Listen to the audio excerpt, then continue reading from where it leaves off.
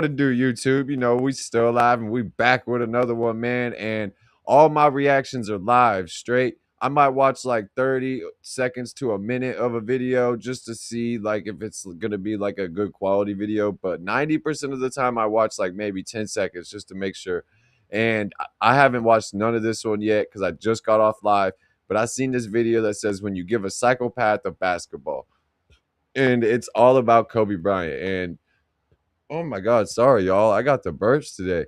But if you know anything about me, Kobe Bryant is my all-time favorite player. I got 24 on my knuckles. He's up on the wall. Yeah, I got Michael Jordan up on the wall because Michael Jordan is still my GOAT. Michael Jordan's still the greatest to ever do it. But Kobe Bryant is my favorite player of all time.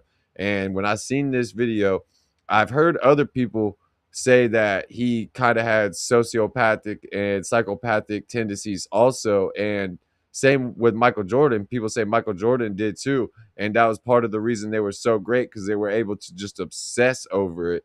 So, man, we're going to get right off into this. It's going to be a little bit of a longer video. I'm going to try not to interrupt too much because it is a 30-minute video. But make sure y'all like, comment, subscribe, and let's do it. Was just a skinny rich kid with an NBA dad who grew up playing in small Italian towns you've never heard of, threw up 4 air balls in a row in the playoffs on national TV as a rookie, chucked up more misses than anyone in history up to that point, and went down as the biggest ball hog in NBA history. But he also had balls the size of King Kong, would train 6 hours a day, 7 days a week, would go 2 full years refusing to speak to a teammate in his own locker room because the guy hadn't earned it yet, would have Nike shave actual millimeters off the bottom of his shoes because he thought it would make him a fraction of a second faster, would learn fluent Italian as a kid and fluent Spanish as an adult just so he could talk to his own teammates in a language the defenses couldn't understand. And he would talk shit to opposing people. He learned how to speak Spanish so he could talk shit to Parker and shit. Like, and he learned how to speak Slovenian after he was retired so he could say something to Luka when he was watching Luka Mavs and Lakers play. So yeah, Kobe was an ultimate, like, when it came down to psychological and mind games, he would learn all the crazy tricks. Would invent imaginary defenders to beat in an empty gym because the real ones in front of him stopped being hard enough, finished with 5 championships, 2 finals MVPs, a league MVP, and an Academy Award, while etching his name as the single most He was robbed of so many MVPs. obsessive worker the sport has ever produced, all because of a psychopathic need to outprepare every human being he ever stepped on the court with. So Kobe Bryant might look like the smoothest, coolest guy to ever step on an NBA floor, but underneath all that, he was one of the most unhinged human beings to ever touch a basketball. Yeah. In a league full of generational talents who got there and let the Michael Jordan was way more clearly gifted than Kobe Bryant was. Michael Jordan could go out drinking and smoking the night before a game. Kobe wasn't doing that. Kobe Bryant was in the gym 7 days a week, all the time, outworking everybody because he fucking wanted it that much bad. Kobe, when you watch him play, it was almost like a life or death situation for him out there 24/7. You just don't see that nowadays. Like all these players on the screen right now could be just as great as Kobe if they had the same work ethic that Kobe did. talent to do the work, Kobe Bryant treated a Tuesday game in November like the Vietnam War. And the result? 2 straight decades of anarchy. Built in a town you've never heard of, Reggio Emilia, Italy. Kobe was only 6 when Joe Bryant decided to retire from the NBA and continue his career overseas. The thing is, it took 2 years for this hungry kid to speak fluent Italian. 2 years. And it was there where Kobe started to take basketball seriously. During his father's team games, the kid had the perfect chance to show off his skills. At halftime, little Kobe would grab the ball and basically put on his own show, dribbling around, shooting from too far away, trying to impress the crowd. Maybe that's why he was already used to high-pressure moments. But those Italian fans didn't have a clue that the Kobe show they were watching was something they would talk about for the rest of their goddamn lives. But in the end, Kobe was a kid from Philly. I couldn't imagine, dude, like what it would have been like to know Kobe growing up and then watch him grow into like, or anybody like that, but Kobe, especially for me being such a big Kobe fan, like knowing Kobe growing up and then watching him go from being some just little kid in Italy to being the Black Mamba in a fight. Like, it's actually crazy just to think about. Not from Italy. There, he became a bit of a loner. Even if he spoke fluent Italian, the enormous culture barrier that exists between both countries was just too big to ignore. And somewhere in that weird middle ground, Kobe became this basketball alien. Too American for Italy, too Italian for Philly, too rich for the poor, and too obsessed with this damn sport to fall in love with. Nursing feel like a nightmare. Too obsessed with the sport to fall in love with anything else. We have got to the point. That seems realistic, dude. He was an actual nutcase. Like, 44. Anything else. And when Kobe returned to America, it didn't get any easier. He was 12 when he attended Sunny Hill Future League in Philadelphia. Mind you, he was the son of an NBA player that had good size for his age, elite training, and the love for basketball to be a menace since he was a kid. However, Kobe scored 0 points that summer. Not in a game, 0 points the whole summer. The future 5-time NBA champion, 81-point scorer, the man who would one day shoot over 3 defenders with the confidence of a Marvel villain, could not buy a single bucket. And as Kobe himself told in the Players Tribune, that experience changed him completely. well, Michael Jordan himself got cut from his freshman team. I want everyone else to feel what I just felt. For Michael, he was being rejected by his high school team. Okay. For Kobe, it was this. By the time he got to Lower Merion High School, you could already see the thing forming. In the first scrimmage as a freshman, and as the most skinny kid no one had seen enter that gym, this dude was throwing elbows against seniors. I mean, how would a kid like this create any type of friendship? And that became the theme of his high school years, because Kobe treated Lower Merion like he was attending a military academy. There's a story from one random Tuesday practice where the team is playing 3-on-3s to 10 points. Kobe is on a team with Rob Schwartz, a 5'7" junior bench warmer. The game is tied at 9. Schwartz gets an opening, drives to the basket, misses the layup, the other team scores, and Kobe loses. Coach said, "Most kids get a drink of water and move on." But Kobe chased Schwartz into the hallway, berating him. And even after the yelling stops, Schwartz told him he could still feel Kobe staring at him for the next 20 minutes. He said, Yeah, Kobe didn't want to lose. I didn't like losing at all either. Like, I was always, I remember this my whole life. Like, no matter what I was playing, like, I hated losing. Like, I was fiercely competitive. Like, it didn't matter if we were playing dodgeball or pick up basketball outside of school or whatever. Like, I hated to lose and wanted to win at everything. felt like by losing that drill, he had lost them the state championship. And it didn't stop there, because Kobe would play teammates one-on-one to 100 points, and sometimes he would be up 80-0, which honestly sounds like bullying. By 1995, Kobe was the senior leader of the team, and dude was obsessed with winning a state championship to the highest degree. Obsessed in the kind of way that can make your mom a little worried, you know? After Lower Merion lost in the playoffs the previous spring, the seniors were in the locker room hugging each other, crying, and having a normal human moment after the end of their high school careers. And then junior Kobe Bryant basically interrupted their grief to guarantee that the team would win the title the next year, adding, "The work starts now." Imagine being a senior. Your high school career just ended. Maybe your basketball career ended because you didn't get collegiate offers.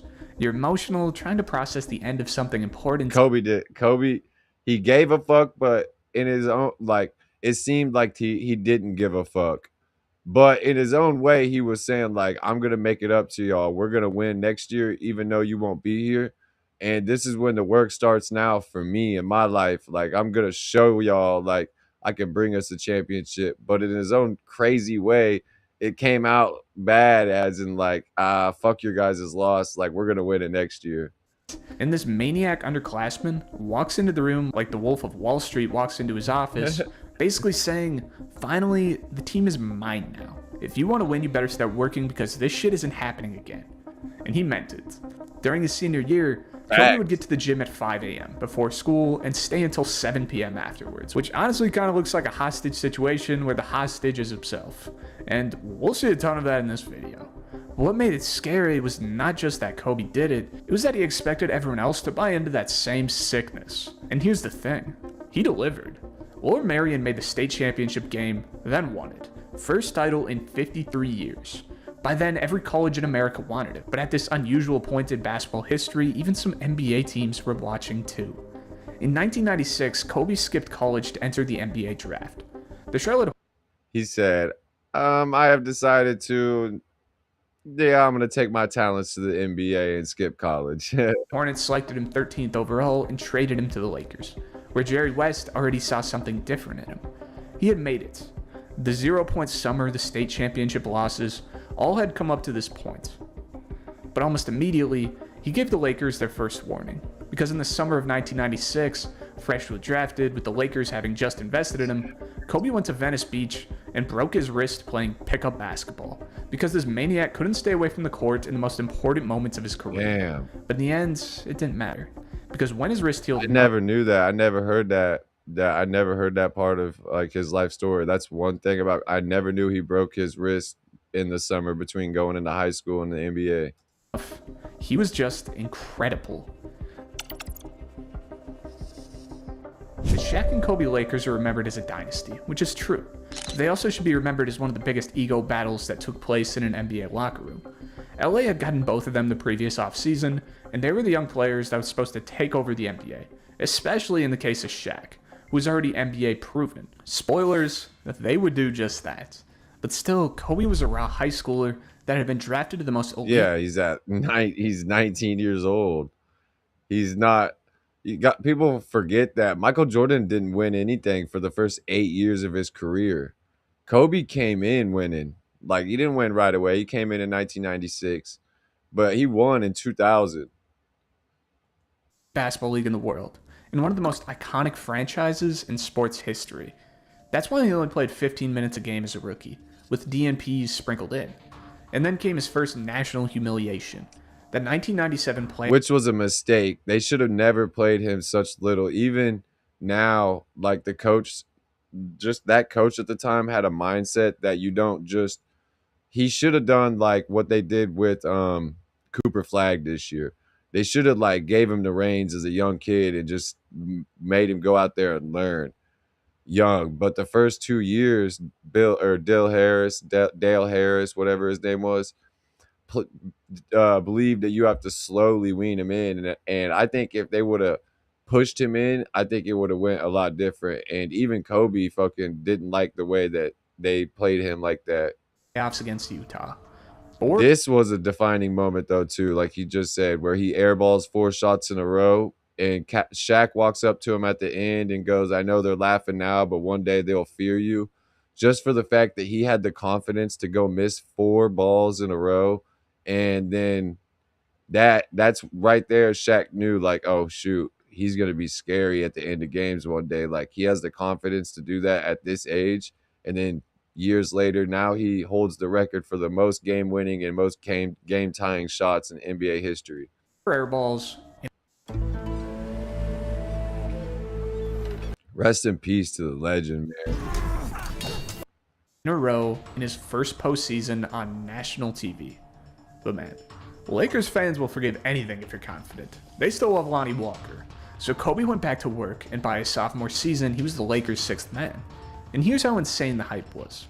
With no social media, no Twitter clips, nothing but word of mouth and highlights in 360p, fans voted a bench player into the starting lineup of the 1998 All-Star That's game, fact. the youngest starter in All-Star history. And that's where the infamous Michael Jordan matchup from The Last Dance took place. Hey, you want this ball again, brother? You better rebound. But not only the All-Star locker room was kinda hating on this 19-year-old, because inside the Lakers, his rise came with friction. Jeff Pearlman wrote in his book that people around the team saw him as mean, aloof, impossible to coach. Yeah, he was like, that's what people say. He was antisocial. He didn't want to be your friend. He just wanted to work hard. Jack called him Showboat, and that nickname Which Shaq gave him that nickname, though, kind of like as a bad thing, but not at the same time, because Shaq said he was like the most showboaty player he ever seen. carried some hate. Shaq was honestly tired of this dude trying to take the spotlight. I mean, Shaq had played in the NBA Finals. He was the most unstoppable force in the league at that time. And some snobby rich kid walked in, chucked up 4 air balls, and acted like he was the star of the show. See, But it would get much worse. Shaq wasn't mad at. See, this is the part of the story this dude's getting wrong. Shaq wasn't mad at Kobe for chucking up them air balls.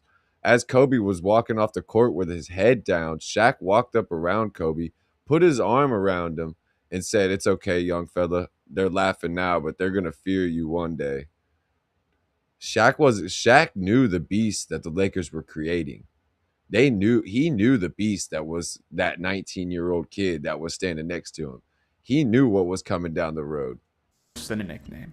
During the 98 lockout, Shaq and Kobe reportedly got physical during a pickup game where the two Hall of Famers had to be separated, or things would have ended up terribly for Kobe. The bomb was ticking before the dynasty even started. Shaq threw a punch at Kobe, and Kobe tried to throw a punch back or something. The reason they still became legendary is that the violence and ego could be aimed at the opposition, long enough to win at least. Yeah. And it worked, because the 1999-2000 season gave Kobe Bryant his first championship trophy. Shaq won MVP and destroyed the league, but Kobe became the Robin besides the Batman. See, that's not true. It was Batman and Superman. Even this dude's not even gonna get, like, if out of all the seasons, this is the only one where you can say Shaq was for sure the better player in the finals. But if you look throughout the whole season, Kobe was not being carried that season. And then from here on out, especially not. 2000 finals, even after hurting his ankle against Indiana, Kobe returned and helped swing the series. Still, the ugliness never stayed fully under the surface. Kobe not only had hands for Shaq, because on April 2nd, 2000, Kobe got into it with Chris Childs against the Knicks. There was contact, talking, the usual NBA dance where two men pretend they're not about to do something stupid. And then Childs punched him twice. Like, really fucking hard. Kobe tried to answer, both were ejected, and both were suspended. You don't get punched in the face by another man if you're not being an asshole. And I don't even want to know what Kobe was saying to Childs that night. Hell yeah, bro. He's being Black Mamba. Fuck yeah. Telling him what the fuck is up. Them two punches didn't even faze Kobe. It didn't even look. Kobe literally, them two punches didn't do shit. Usual NBA dance where two men pretend they're not about to do something stupid. And then Childs punched him It literally did nothing. twice. Like, really fucking hard. Kobe tried to answer, both were ejected, and both were suspended. You don't get punched in the face by another man if you're not being an asshole. And I don't even want to know what Kobe was saying to Childs that night. The thing is, by 2000, Kobe had become a legitimate superstar. No gimmicks, he averaged nearly 29 points during the regular season, then tore through the playoffs besides Shaq as the Lakers went 15-1 and produced one of the most dominant postseason runs ever. That was arguably the peak basketball version of the Shaq-Kobe iconic duo. Collectively, the Lakers looked like a top 3 team of all time, but deep inside, the relationship was still a total. Because Shaq didn't have the. If Shaq would have had Kobe's mindset and Kobe's work ethic, they would have won 5. Even Shaq said it in an interview years later. Like, if I would have had your work ethic, we would have won 6 or 7 championships probably. Mess. Kobe was a loner at 11 years old. Kobe was still a loner after winning his second NBA championship. The 2002 season brought a 3rd straight championship, while Kobe was already being considered one of the best players in the What a setup, right? I told you, you got He butt. wasn't being considered. He was the best player in the league at this point. Whoa. association. At 21 years old and 22 years old, he was the best player in the NBA. He was killing on offense while locking up your favorite player on the other end. All defensive first team, and he finished top 3 in the Defensive Player of the Year race, a guard. Finishing top 3 for Defensive Player of the Year in a big man's award, especially He was defensive, or he was all defensive though on an all defensive team like 10 times in his career. He wasn't just an offensive player. in a big man's era. This video is sponsored by Raycon. I want to talk about these real quick. I actually makes the podcast surrounding but fits the big on. They're great.com today's video. This half-court contest at the end of practice, like every other day. They put $100 in the pot, and whoever made the shot first took everything. Samaki Walker, among other teammates, played and lost. Kobe played and won. Now the rule was the players had 48 hours to pay the $100. Less time than that had passed when Kobe came to Samaki on the bus. Out of all the people who had to pay him, he chose specifically him. "Man, I don't have no $100 on me right now," Samaki said. He put his earphones back on, and then Kobe Bryant sucker punched him. Damn, Kobe. It was a sucker punch, right to my face, out of nowhere. Kobe apologized later, but that was another proof that behind the rise of Kobe, apart from his work ethic, something dark was looming. During that period, there was also the Eric Chenoweth story from training camp in Hawaii, where Kobe reportedly humiliated a fringe player by pushing his head and demanding ice cream. Rook, you better give me my motherfucking ice cream. You better fucking run. Mind you, Chenoweth was 7 feet tall, and after he retired, he said this: Kobe was a complete prick. Not only is he a douchebag, he's a douchebag who's a prick. If he knows he can get something from you, he'll treat you with respect. If there's nothing in it for him, he can't give a shit. This guy had no friends, and that was fine by him. If that wasn't enough, the 2002 playoffs pushed the Lakers and Kobe into deeper villain territory. Against Sacramento, one of the most hated and debated playoff series ever, Kobe caught Mike Bibby in the face with an elbow while fighting for positioning. Bibby started to bleed, and another injury caused by Kobe being violent. Collectively, the Lakers won again. Individually, I've seen that play 100 times. It was a clear accident. People try to act like this was a fucking he intentionally fucking hit Mike Bibby in the fucking face. Kobe caught Mike Bibby in the face with an elbow while fighting for positioning. Bibby started to bleed, and another This is that crybaby shit that got Kobe so hated back then. The reason he wasn't winning MVPs and shit, because people hated him. Injury caused by Kobe, and MVPs are solely based off emotions. Kobe being violent. Collectively, the Lakers won again. Individually, Kobe was now a 3-time champion at 23 years old, but his hunger had only gotten darker. This dude didn't give a single fuck about the consequences if he reached his goals. And that didn't only apply to basketball. It also applied to money, status. Kobe knew what he wanted out of life and was going to do whatever the fuck he wanted to get it. Kobe Bryant was one of the most hated players in the NBA. And it wasn't just because he was rocking the purple and gold. However, Kobe's darkness was about to reach the lowest point of his entire life. Colorado 2003. You can't just ignore it. In July 2003, Kobe was accused of sexual assault. He denied the criminal accusation. The criminal case was dismissed in 2004 after the accuser declined to testify, and a civil case was later settled. Kobe issued a public apology, acknowledging that while he believed the encounter was consensual, he understood that the woman did not view it the same way. As a fan, you can have your version, and that's fine. But after facing a criminal trial and legitimate prison time with 3 chips on your fingers, something in Kobe's head finally clicked. Around the same time, Shaq reportedly made a rap on a team flight mocking Kobe in the Colorado situation while Kobe was absent. And that honestly tells you how toxic the Lakers locker room had become, to the point where even Phil Jackson reportedly... See, I have seen a lot of stuff about this case and stuff, and a lot of it seems really fishy, and there's some stuff that has came out saying that even the girl says now that she was being forced to like say this about Kobe and stuff like that, and that it really wasn't true, and yes, they had a consensual. I don't know, you know what I mean? I really don't. Like, I don't necessarily believe it. I've never seen like real evidence of it. We've never seen it go through it. We've never seen it go through a trial. We've never seen none of this. Like, I really do believe in innocent until proven guilty. I'm not saying that she's lying, but we've never really seen any real evidence of it. So to me, unless, you know what I mean, there's something that really, really, really, really proves this, you know what I mean? Like, he's innocent until proven guilty. wanted Kobe out. By 2004, the Lakers ran it back with Karl Malone and Gary Payton, chasing one more title with this new unction that was supposed to be scary. I mean, on paper, they were probably the most stacked team in NBA history, but in reality, this team was too geezed up to compete. They reached the finals but were dismantled by the Detroit Pistons. Phil Jackson was done, Shaq was traded to Miami, and Kobe stayed. The dynasty had ended, but after years of fighting for control, Kobe finally got what he wanted. The franchise all to himself.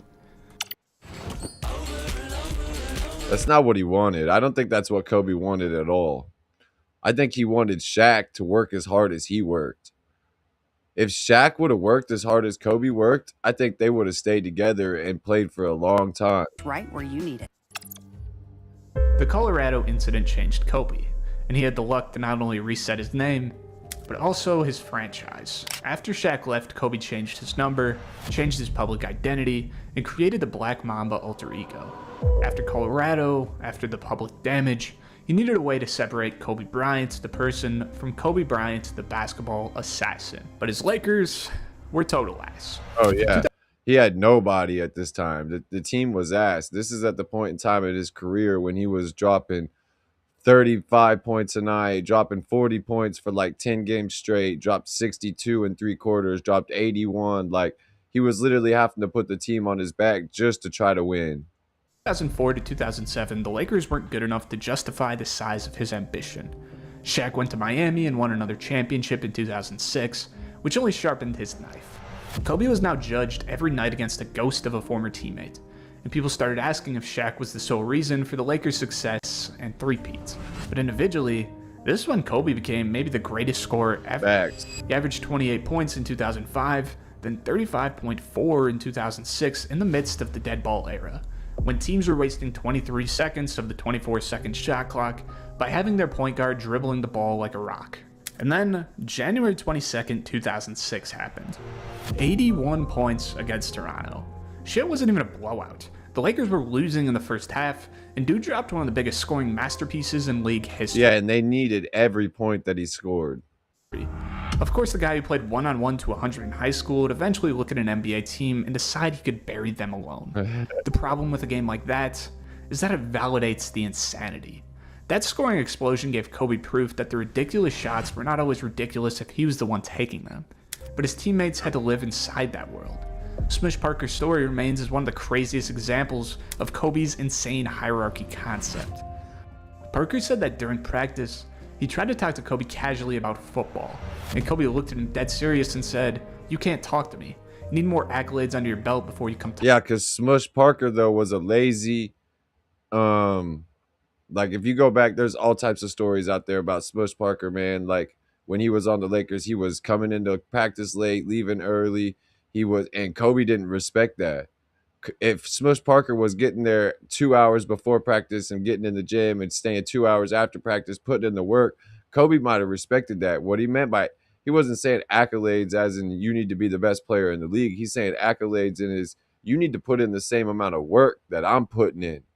And as soon as I see that you're actually working and you want to be on this team and I know I can go to war with you, then we can be buddies maybe. Talk to me.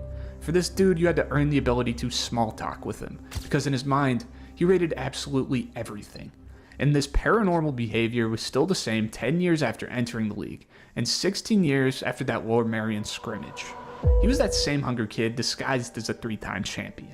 In the 2006 playoffs, the Lakers actually pushed Steve Nash's son hard, and for a moment, it looked like Kobe might drag a flawed team somewhere it honestly had no business going. Then came the Raja Bell incident. Bell clotheslined Kobe in Game 5 like a WWE takedown in Royal Rumble, and when asked why, Raja said, "I have no respect for him. I think he's a pompous, arrogant individual." Again, I don't want to know what Kobe was saying to him to entice him. 2 games later, in Game 7 against Phoenix, one of the strangest games of his entire career took place. Kobe scored in the first half, then barely shot the... Yeah, because at this point, so this is when he was having to carry the team, and he had such a shitty team around him. And this is when ball hog narrative around Kobe came in. Kobe was never called a ball hog before this, and he wasn't called a ball hog after this. But during this era is when the ball hog narrative came into his career, because he was literally having to carry the team, and people were saying shit about it. So for a whole quarter or a whole game or something, he literally just didn't shoot the ball in the second as the Lakers were blown out. The theory was that after being criticized for shooting too much, he let the world see what happened to the Lakers when he didn't. You want me to pass? Okay, enjoy this shit show. Yeah. Nobody can prove what was in his head, but don't you think this dude was crazy enough to pull this off? Due to Kobe Bryant's unwillingness to shoot the ball, the Lakers went home in a do-or-die game after he let the ship sink. I mean, the following season, Kobe's actions became even more controversial, reaching almost Draymond Green type of status. In January 2007, he hit Manu Ginobili in the face after a shot and was suspended. Weeks later, that was clearly an accident. January 2007, he hit Manu Ginobili. That's clearly an accident. That was not on purpose. He got suspended for that? What the fuck? In the face after a shot and was suspended.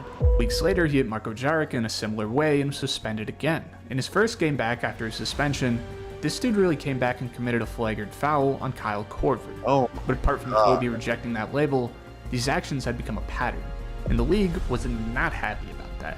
And even if he had become the emblem of the most iconic franchise in the NBA at this point, Kobe had grown tired of the Lakers. It was 4 seasons living in mediocrity, living off first-round exits, living off the scoring of a guy that never had enough help after Shaq was traded. And by 2007, his patience collapsed. He walked into the front office and demanded a trade. And even if he never got it, that sent a message. Apart from needing control, Kobe needed something more. He needed everyone on the same page. He needed help. Yeah, all this craziness was because he wanted to win so bad. And he was like literally had to push them like, bro, you guys have to get some help in here. Like you can't just have this casual shitty team around me to where like I can't do nothing with it. Something that is not easy when you're comparing yourself with a basketball psychopath. Kobe would have killed for some help. Literally. This dude wanted to prove that he could win without Shaq with his blood and tears. And there's a story that proves it. Andrew Bynum was an incredibly gifted 19-year-old that was considered one of the young centers with more upside in the league. The problem is, he got caught in the frenzy around a possible Jason Kidd trade. Kobe was recorded saying, "Andrew Bynum? What the fuck? Are you kidding me? Andrew Bynum? Fucking ship his ass out." Bynum ended up hearing this, and obviously, it didn't feel good. Kobe was his hero, his role model, and Bryant didn't give a single shit about that. He wanted him gone and couldn't care less how he felt. But in the end, Kobe finally got the help he needed. Not only in the form of a teammate that would allow the Lakers to finally be competitive, but also in the form of a person who would become one of his best friends. On February 1st, 2008, Pau Gasol was traded from the Memphis Grizzlies to the Los Angeles Lakers to create a reign of terror in the Western Conference. Whoa. Why did he say Western Conference? Said that shit like he was from freaking Boston. Western Conference. That Pau Gasol trade immediately saved the second half of Kobe's career. After that, the Lakers... Andrew Bynum was a huge part of this. Kobe wasn't putting Andrew Bynum down. He was testing him. All these little backhanded remarks and shit like that that Kobe were giving was to see how tough your skin was, to see if you could handle it, to see when we get into war together, can you really handle this, or are you going to melt? Sorry. And that's like when they talk about how mean he was to Jeremy Lin. He wasn't trying to be mean. He was trying to test them, see if they really are about it. Like he was pushing and was acting like a bully, but really it was a mindset to see, like, when we get into war together, can you handle this, or are you going to fold? Became a contender immediately. Gasol gave them the scoring, rebound, defense, and above all, a super high IQ player that could understand everything Kobe was trying to feed him. For the first time since Shaq, Kobe had a teammate who could think the game at an elite level beside him. And the 2008 season became one of the greatest turning points of his entire career. Kobe won league MVP. The Lakers made the finals, and the conversation shifted away from the Shaq merchant allegations. But the finals loss to Boston left another scar. The Celtics bullied the Lakers, especially in the closeout Game 6. Yeah, they just didn't have enough around yet. And that loss gave Kobe a new humiliation to metabolize. That same summer, Team USA gave the rest of the basketball world the chance to see this insane man pull off some Kobe things. The Redeem Team roster had LeBron. They literally had to go get Kobe to win this because the USA had lost the time before and the time before. I'm not sure, but they literally had to go get Kobe to win this team. James, Dwayne Wade, Carmelo Anthony, Chris Paul, Chris Bosh, Dwight Howard, Jason Kidd, but not Andrew Bynum. Their roster was supposed to take revenge for the humiliation of the '04 Olympics, and Kobe was the leader of the new iteration. And his teammates, future Hall of Famers, the best players alive, got a first-hand look at the sickness. Dwayne Wade tells a story of the whole team stumbling to breakfast at 8 a.m. in Vegas, and Kobe walking in, drenched in sweat, ice on his knees, having already finished a full workout. It wasn't 8 a.m. It was earlier than that. They got into wherever they were staying at like midnight, and they got up at like 5 o'clock thinking they were going to be the first ones to the gym. They get downstairs to eat breakfast at like 5 o'clock, and Kobe's already sitting downstairs with ice on his knees and drenched in sweat and just already had a workout in. And they were like, "Kobe, what are you doing?" He's like, "I already got a workout in. I'm about to go get another one." It wasn't 8 a.m. It was like 5 a.m. And he already had a whole workout in after they just got in at midnight. Everyone was asleep. LeBron and Bosh tell the same story. These are the most competitive humans on the planet, and Kobe made them feel lazy. Those Olympics were legendary for Kobe Bryant. Those are the infamous games where Kobe talked trash to Luis Scola in Spanish. Mind you, Luis was literally telling Kobe to stop speaking Spanish because he's better at English, and Kobe replied with one of those insane answers you'll ever hear. Shit, I'ma show you which language I'ma speak. Kobe wasn't wrong. Team USA blew the shit out of Argentina, but in the finals against the best iteration of Spanish talent in history came one of the most iconic moments of Kobe's career. Before Team USA played Spain, Kobe knew Spain's first play. I mean, how could this maniac not know which play they were going to run? And it was Paul Gasol, and he runs straight through Paul Gasol's chest. He says, the first play of the game, they're going to set this screen with Paul Gasol, and I'm going to plow through him. And everybody else around him is like, you're going to do what? Like, no, you're not. That's your teammate. You're not going to plow through him. And he runs straight through the chest of Paul Gasol. Right? He knew Pau would be the final screener. Pau was his Lakers teammate, his close friend, and Kobe told the Americans he was running through Pau's fucking chest. Then on the first play, he did exactly that. As Gasol said, that sent a message. Maybe you're my brother, but today you're my enemy. Kobe set the tone for Team USA to win the game and recover the honor they lost in Athens 4 years prior. Not even going to show the play? That's crazy.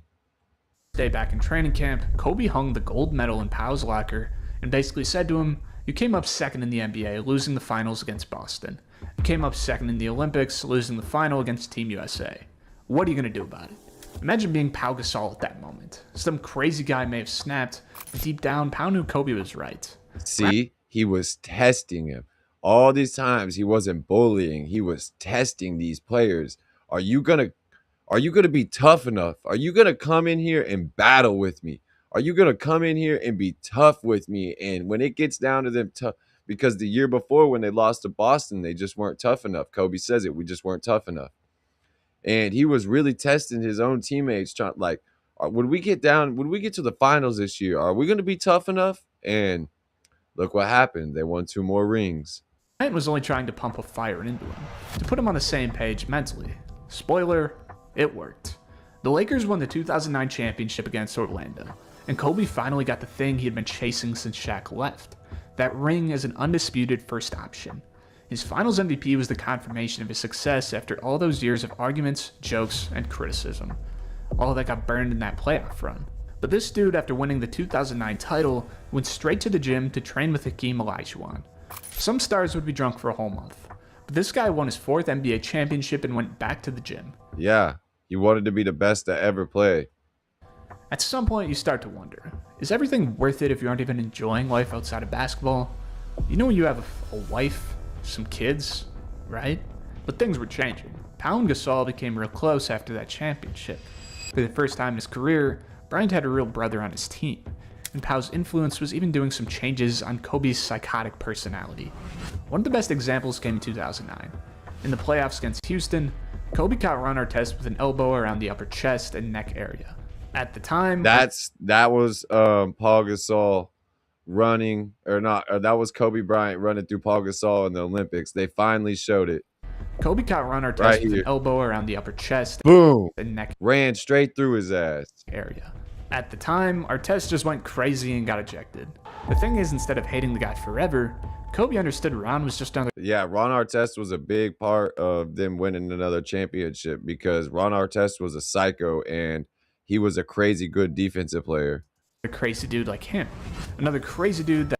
Have you ever wanted to see your home from space? Ron Artest was a great find for the Lakers to go get. Exact address in just. By the way, was obsessed with winning.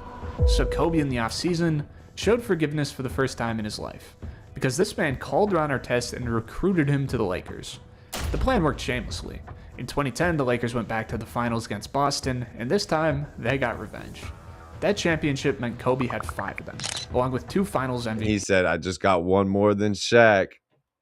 He was only one away from Mike, his idol, the player he had been studying throughout his entire life.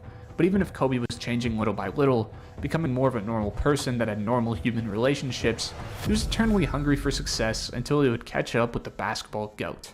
And Kobe negotiated with his body like a terrible landlord. I get all, you get nothing. His body was more and more damaged, but this dude couldn't resist. He couldn't be far from a basketball court. The same hunger he showed in Venice Beach when he was 17 was still showing up at 31. However, in his late career, the bill arrived with interest. Yup. Father Time always catches up.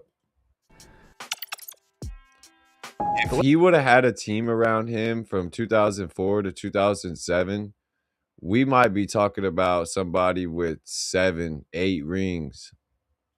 Lakers did beat Orlando in 2009, but they didn't beat the idea. The Magic were the first team that tried to modernize NBA offenses, if we don't give that credit to Mike D'Antoni's Suns. Now the league is changing in real time. The Warriors were coming, Durant and Westbrook were rising in OKC, and the whole NBA was moving towards pace, threes, and efficiency. Meanwhile, Kobe was trying to adapt and survive in an era that shouldn't belong to him. Still, the Mamba was the Mamba. In April 2011, he was caught on camera using a homophobic slur towards referee Benny Adams after receiving a technical foul. The NBA fined him $100,000, and I didn't know that. collectively, this team wasn't it. The Lakers tried one more grand experiment in 2013 by adding Dwight Howard and Steve Nash to Kobe and Powell, exactly in the same way they did in 2004. It didn't work, like at all. Dwight Howard got injured, Mike D'Antoni was asking Pau Gasol to play like Antoine Walker, Steve Nash was washed and injured. Yeah, Steve Nash was old. This is an old team at this point. Kobe's body was given out. Kobe was playing 48 minutes per game to keep his team alive. Not kidding.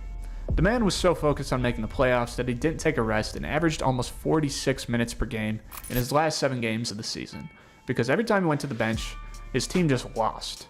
But then, it happened. Of course, he shot his free throws even when his body won the battle. Kobe demanded one last possession. After that, the Lakers became a haunted house. Kobe returned, but he wasn't the same. The team was bad. The young players, D'Lo, Clarkson, They were still fun to watch at this time. Like they weren't contesting for no championships, but D'Lo and Nick Young and Swaggy P and Kobe, and they were still entertaining at this time because Kobe still on any given night would go out and drop 40 for you at 33 years old, at 30, you know what I mean? At 34 years old, he would go out at any given night and drop 40 for you still. Were not ready, and Kobe was trapped in an environment that could no longer match his desire. That brings us to December 11th, 2014, the most infamous practice probably in Lakers history. Dude just went after Jeremy Lin. He was talking shit to him all video long, and years later, we learned that it had a toll on Jeremy's mentality, who literally was afraid of Kobe. It was like a smush party. But it worked, and they went out the next couple games, and he was actually playing ball, but he was calling him softest Charmin and going in on his ass. 2.0 situation. But inside that infamous soft like Charmin practice, Nick Young seemed to go bucket for bucket with Kobe, even talking some shit. Exactly, and that's what Kobe was looking for. He was looking to coach the young, find the ones that were the dogs, and weed out the ones that were soft. Back. Nobody in the world can guard me, Nick said. But Kobe's reply, "Thank God I'm not from this world." He finished the practice while yelling at the front office, "I'm supposed to practice to get better, Mitch. These motherfuckers ain't doing shit to me." Which to this day is still legendary. Facts. But finally, Kobe became more open and aware about the cost of his mentality. Dude said he identified with the movie Whiplash, and the main character of that movie is just a mentally ill person. He basically gives up everything to just achieve his dream to a level that's worthy of a psychiatric diagnosis. But after all, friends come and go, but banners hang forever. In a way, it looked like Bryant was finally understanding how the normal world works. In a way, he realized he was human. But inside the realization... Yeah, you can see his entire mindset and demeanor and everything changed in the way he talked after he retired. But yeah, while he was playing, dude, he was a madman. That's why I say Kobe Bryant and Michael Jordan and only a few other players that we've really seen throughout history really wanted to go out there and kill you on the court. Like, there's a lot of players that wanted to go out there and destroy you, but there was only a few players we've ever seen that really wanted to go out there and kill you at all costs, no matter what. He still knew he was different, and he couldn't change that. Even if he was starting to appreciate life in a different way, surrounded by loved ones while he was raising a happy family, Kobe was still sick inside. Sick to become his best version even when his body was falling to pieces. By 2016, his body was done. In his final season, he dislocated his finger, had it popped back into place, and Kobe walked away laughing. The Lakers were terrible and the games barely mattered, and the season had basically turned into a farewell tour that recognized the efforts of probably the most dedicated athlete in history. Facts. But on April 13th, 2016, his final game happened. It was like a perfect script, or not even that, because what took place that night was the most typical Hollywood way to write the story, and people would have called it boring until it was real. 60 points on Utah. He won the game, took 50 shots. Kobe dropped the mic, said Mamba out, and left the Lakers floor for the last time. If you really want to get into conspiracy theories, though, look at the toys that they gave away on Kobe's last game. It's a Kobe toy with Kobe, and it's a helicopter toy and everything. And then a little cartoon / movie came out like a few years later where Kobe dies in a helicopter crash in the movie, and then he actually dies in a helicopter crash in real life. Man, if he even actually died, did they kill him? I don't know, man. But rest in peace, Mamba. After completing one of the most iconic careers in sports history. But retirement did something strange to Kobe. It didn't remove the obsession because nothing was ever going to remove that.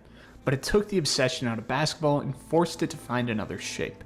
For 20 years, that energy had solely focused around winning in basketball. Winning on the margins. Winning with his mental edge. Learning the playbook of every damn NBA franchise. But when the games were gone, it started moving into stories, business, coaching, and fatherhood. For the first time in a long time, people got to see a version of Kobe that was not constant. Yeah, sitting down watching Kobe talk and shit after he was retired and shit was really cool. Like, I love watching his podcast and shit where he would, not his podcast, but just when he was on interviews and podcasts and shit, and you really got to sit down and like talk with Shaq after they retired and shit like that, and really sit back and not be in the moment now and sit back years, 20 years later and think 15 years later and talk about it. Yeah, that shit was really cool. Surrounded by conflict. During his career, the conversation around him had been honestly exhausting. Depending on the year, the same argument could be used as evidence against him. When he was gone, want to know someone's criminal past? Search millions of records instantly. Where do you guys got Kobe ranked him on your all-time? He's my number 2 of all time, but let me know in the comments where you guys have Kobe at. And more. The league started looking back at the full shape of this thing, and people started appreciating what Kobe meant to basketball. And years later, fortunately, people started talking about the light. He built Granity Studios, with Dear Basketball becoming an Oscar-winning short film.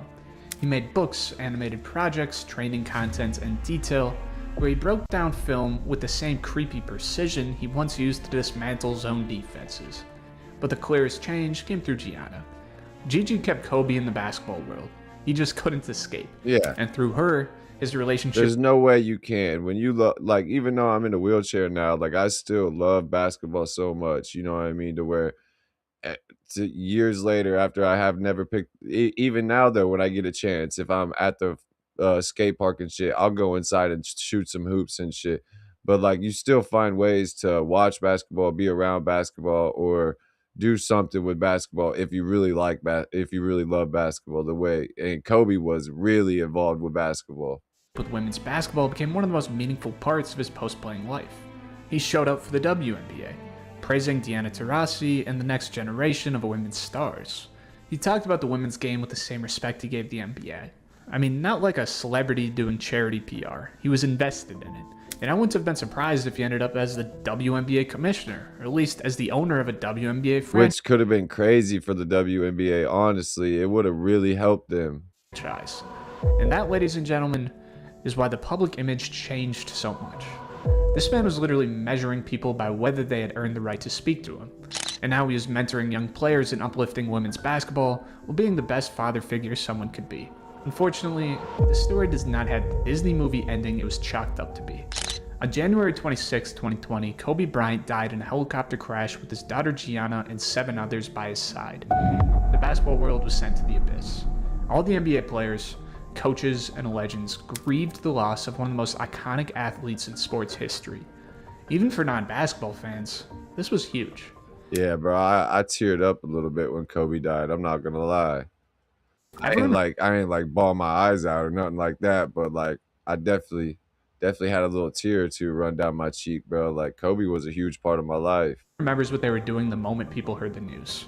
I know I'm a basketball nerd. I was at home, woke up, came out of my room, came into my living room here at the same place I live at now.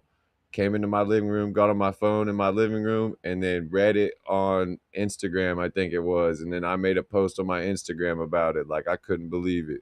You can't imagine the amount of people that reached out to me about it. And for a moment, everyone shared the same opinion. Yeah, Kobe was a psycho. For most of his basketball career, he was probably an asshole. But you couldn't deny at that point, everyone realized basketball had lost something irreplaceable. Sometimes it's hard to believe Kobe was a human. There was a guy under that thick skin, or rather, under those slimy scales. Somewhere in there was a 6-year-old in Italy putting on halftime shows for a crowd that had no idea what they were watching. A 12-year-old who scored 0 points an entire summer and decided the rest of the world would pay for it. A kid that locked himself in a high school. Crazy that comes all the way back around. Something that happens to you when you're 12 years old, score 0 points throughout a whole summer, and that's going to define your whole life. Like, you know what? I'm going to show the whole world that there's 0 points to this whole summer. Don't fucking matter. I'm going to be one of the greatest to ever fucking play. Gym from 5 a.m. Crazy that little things like that happen to you as a child, you know what I mean, can completely persuade you and move you towards a whole path in your life that can define your entire life forever. 7 p.m., holding his own body hostage. Every superstar is a little crazy. You don't get to that level without an ego problem and a screw loose. But Kobe Bryant was the most sick of them all, and he knew it, and never apologized for it. Never. He looked at everything in life that wasn't basketball and filed it under irrelevant things. He wanted... Facts, man. Rest in peace to the Mamba, man. Let me know what you guys think about this. If you guys want me to do some more longer form, like documentary type shit about players, or do you want me to just keep doing highlight reels? Because it seems like a lot of people like the highlight reels and stuff. But yeah, if you guys or if you want me to get into some other topics, you know what I mean, I'll get back into some other topics. But rest in peace, Mom.